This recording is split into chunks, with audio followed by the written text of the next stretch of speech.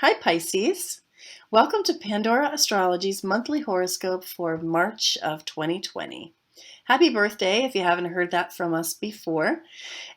This month, we've got lots to tell you about Venus activity, Mars activity, Saturn activity, because Saturn is changing signs. And Mercury begins the month retrograde in your sign. And if that doesn't put you into fog, nothing will. But it's all going to come clear as the month progresses. Hey, Julia, what do you have to say to Pisces about Venus?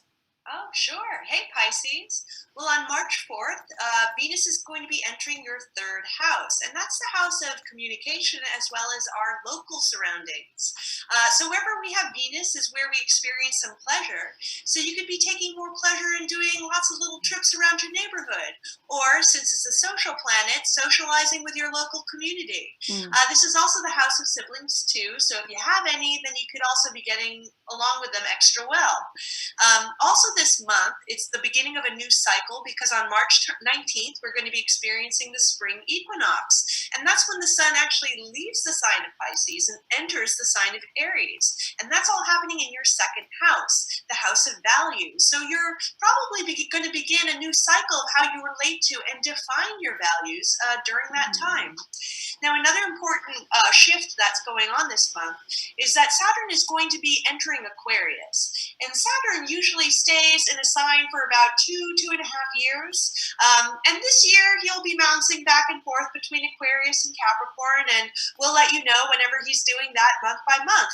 But on March 21st, he's going to be entering Aquarius, which corresponds with your 12th house.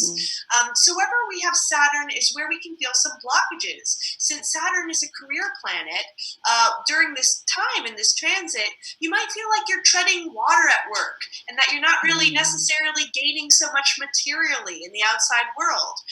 This is also the house of our subconscious. So you might also be feeling kind of guilt or heaviness kind of out of nowhere because the subconscious isn't the part of our mind that we're really aware of, but it's still a very active place, despite that. It is a good time for focusing on your spiritual life, especially if you feel like the outside rewards aren't as compelling as they usually are. And it's also, because Saturn is a planet of manifestation, a good time to get engaged with social service as well.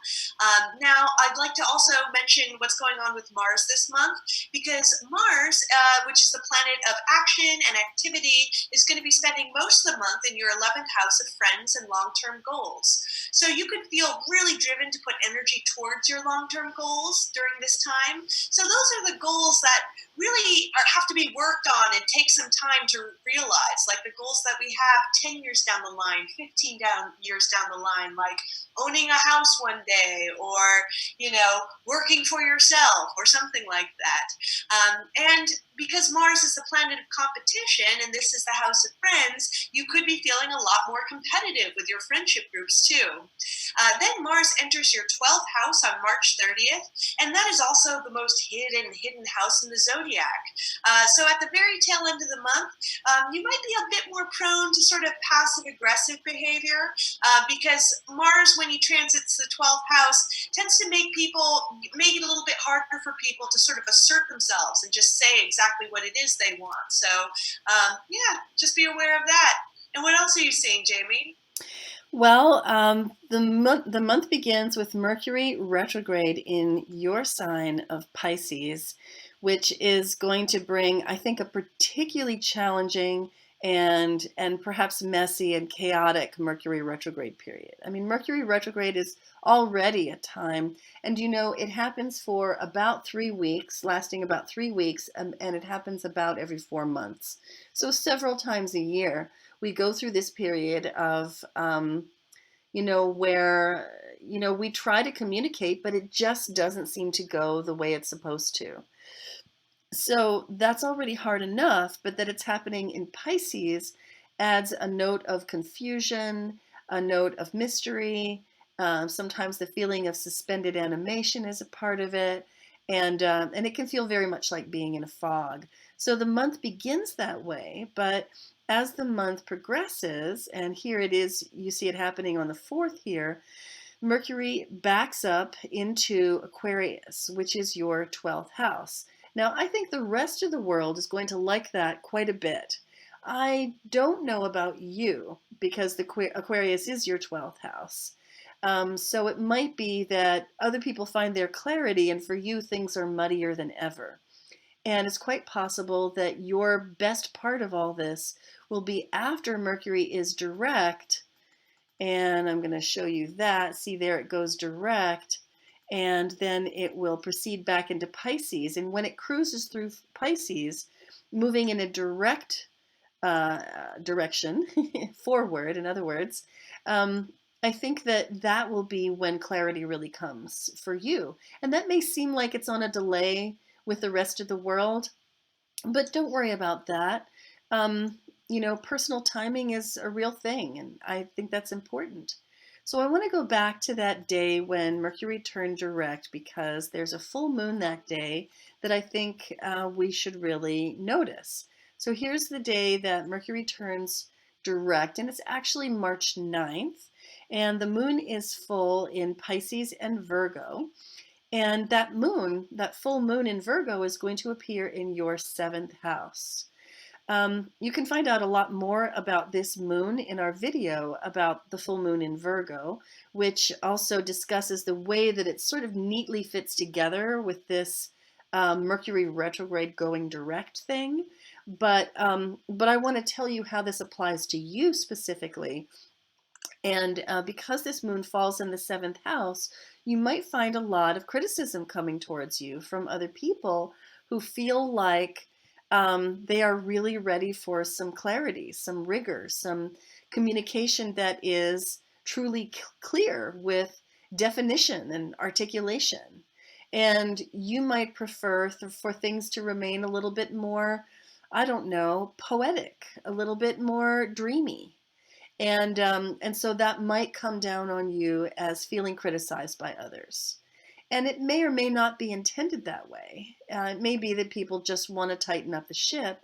On the other hand, they may just be trying to understand you. And so the more compassion you can bring to those conversations, the better off it will go for everybody. So we're calling that day when the moon is full in Virgo and Mercury goes direct, we're calling that coming out of the fog. Now, as the month goes on, we can watch that moon cruise around the wheel. It's going to meet up with the sun shortly after the equinox. There goes the sun into Aries, catching up with Chiron. And here comes the moon, and it's just going to hang out with those two right there in your 2nd house of finances, also of food and body, the things that connect us to the physical world. A new moon is very much about beginnings, and this happens every month, and it's similar to the flavor that Julia was talking about with the equinox, which is like that sense of new beginnings for the whole year. And that's the solar cycle, right? So this is where the solar and the lunar cycle join up and very much bring that feeling of freshness, invigoration, excitement, enthusiasm, drive, wanting forward movement.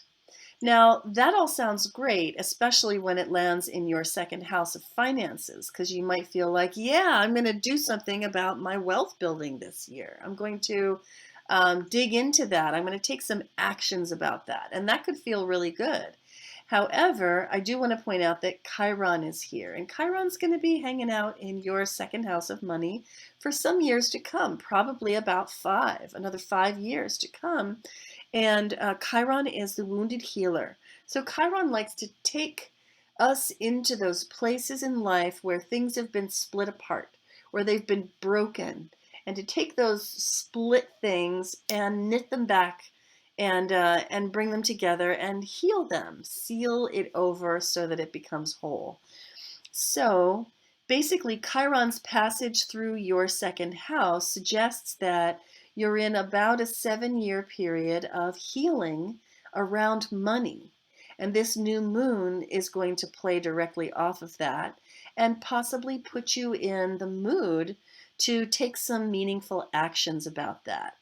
Now, if you feel that you have a tendency to be kind of impulsive about money, that wouldn't be a surprise because having Aries in the 2nd house can bring a lot of that Aryan impulsiveness to the financial area.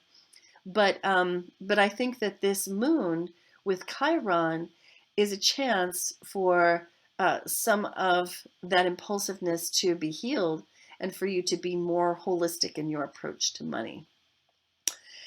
So, well, Pisces, like I said at the beginning of this video, happy birthday. If you haven't gotten a solar return birthday reading yet, you really might want to think about that because it's a way of entering your year on purpose. It's a way of being conscious about how you conduct your year, finding out what the year is all about, and lining yourself up with what's to come anyway, which is the very best way to succeed. When your spiritual self, as represented by your chart, and your everyday self, as represented by you, line up, that's when you're the most empowered. And that's what we do all day long. And either of us would love to see you for that.